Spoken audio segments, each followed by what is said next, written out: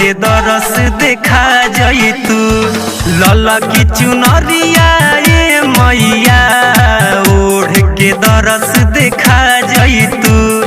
नवरात्र में बोलाई हो नवरात्र में बोलाई हो बघवे पर चढ़ के आ जैतू लला की चुनरिया ये मैया ओढ़ के दरस देखा जैतू।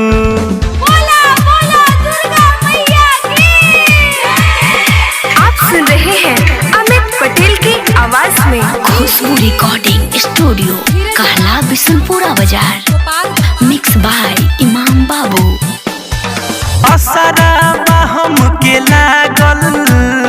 ये तने के ये हुमाई अचारा में हम के अपन लिह तू हो छुपाई लिह तू हो छुपाई माई असरा हम के लागल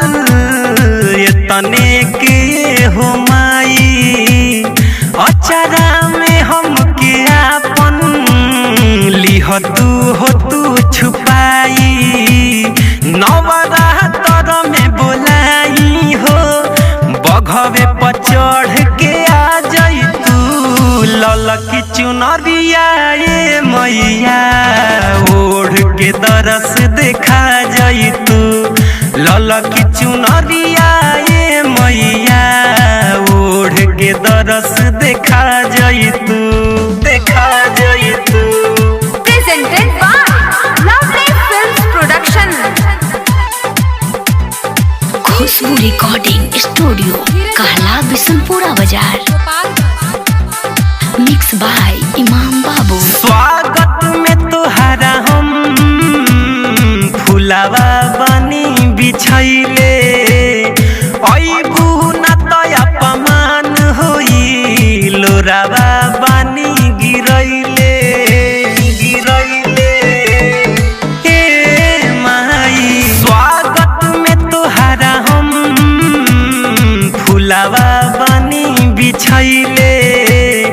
अइबू न तो अपमान होई लोरावा बनी गिरैले